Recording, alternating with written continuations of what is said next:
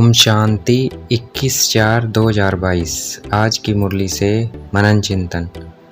रात के राही थक मत जाना, अर्थात अभी कलयुग रात है, इसलिए हमें शिव बाबा को याद करते करते थक नहीं जाना है। अब हमें कलयुगी रात को भूलना है और सतयुगी दिन अर्थात स्वर्ग को बार बार याद करना है। इस नरक को बुद्धि से हटाना है। सिर्फ हम शिव बाबा के बच्चों की बुद्धि में है कि ये दुनिया नरक है। बाकी दुनिया की बुद्धि में ये दुनिया नरक नहीं है। बुद्धि होती है आत्मा में। आत्मा जान गई है शिव बाबा हमें रात से दिन में ले जाने के लिए आए हुए हैं। हम योगी हैं घर के अर्थात परम धाम के और राजधानी के अर्थात स्वर्ग के। यह है रूहानी योग, वह है जिस्मानी योग। जिस्मानी योग सिर्फ एक जगह बैठ कर लगाते हैं और रूहानी योग सिर्फ सभा में कायदेशीर बैठना होता है।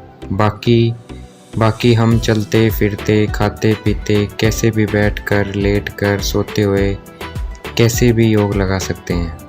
आर्टिस्ट लोग योग में रह चित्र बना सकते हैं। हम आत्माओं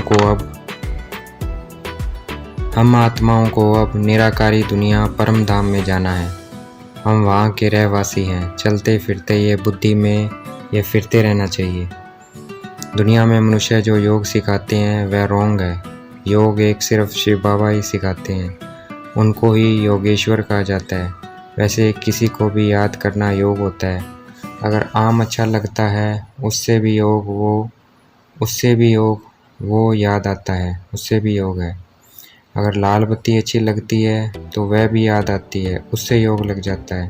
परंतु इन स्थूल चीज़ों से योग लगाना राजयोग नहीं कहलाता। राजयोग कहलाता है देह सही देह के जो भी संबंध है उन सबको भूल एक शिव बाबा को याद करना अर्थात योग लगाना। तभी हमारा कल्याण होगा और हम विक्रमाजीत बन जाएंगे। शिव बाबा ही आकर सदगति का रास्ता बताते हैं। बाकी कोई सदगति का रास्ता नहीं बता सकता। बाकी सब दुर्गति का रास्ता बताने वाले हैं। सदगति स्वर्ग को कहा जाता है और मुक्ति धाम परम धाम को कहा जाता है। आत्माएं परम धाम में रहती हैं। वो हम आत्माओं का घर है। हम वहाँ से इस सृष्टि रंगमंच पर पाठ बजाने आते हैं। सदगति आधा कल्प रहती है और वहाँ हम भगवान को याद नहीं करते हैं, ना ही मुक्ति जीवन मुक्ति के लिए इधर उधर भटकते हैं। आधा कल्प बाद जब हम गिरते हैं रावण राज्य शुरू हो जाता है। तब हम भगवान को दर दर ढूंढना शुरू करते हैं। फिर भक्ति शुरू हो जाती है। अब हम ये पुराना शरीर छोड़ बेहद के शिवालय सतयुग में जाएंगे। इस समय ये दुनिया वैशाल्य है। जो शिव बाबा को याद नहीं करता है वो योगी नहीं, वो भोगी है। 2 वचन मन मना भव और मध्य जीव भव अर्थात बाप और वर्षा बहुत नामी ग्रामी है। इन 2 वचनों से ही जीवन मुक्ति मिल जाती है। शिव बाबा को याद करेंगे तो निरोगी बनेंगे और सवदर्शन चक्र को फिराएंगे तो धनवान बनेंगे। हमें पोता मेल रखना है। सारे दिन में कितना समय शिव बाबा को और वर्षे अर्थात स्वर्ग को याद किया। शिव बाबा के पास जो जाते हैं उनकी बहुत अच्छी पालना होती है। घर पर चाहे वो भूखे मरते हों। जो शिव बाबा की श्रीमत पर चलता है उनकी शिव बाबा बहुत मदद करते हैं। शिव बाबा कहते हैं सबको रास्ता बताना है कि बेहद के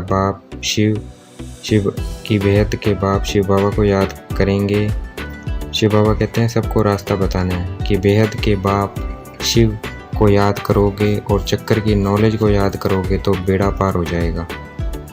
मनुष्य परमात्मा के लिए कहते हैं पतित पावन खवैया, परंतु याद किसको करना है ये नहीं पता, क्योंकि परमात्मा को सर्वव्यापी कह दिया। अब याद किसको करें।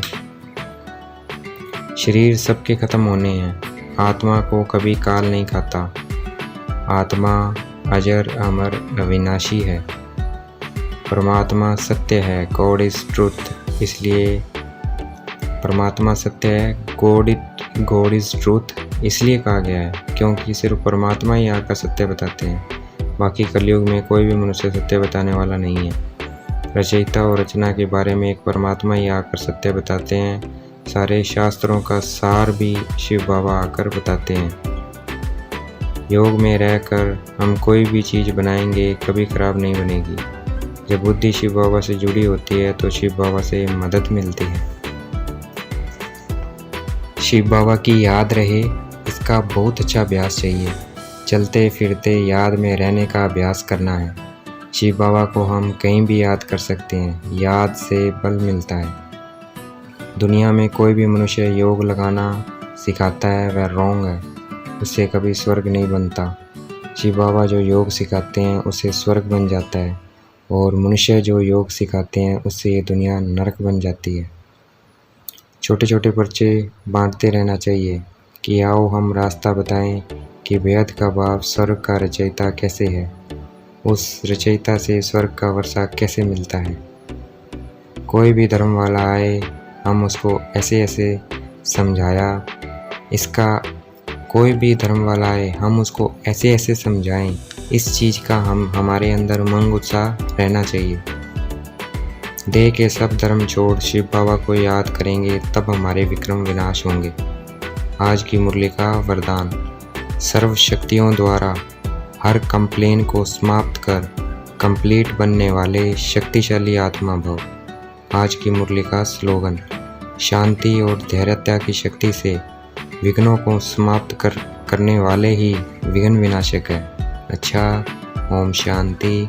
शुक्रिया मिट्टी बाबा, शुक्रिया।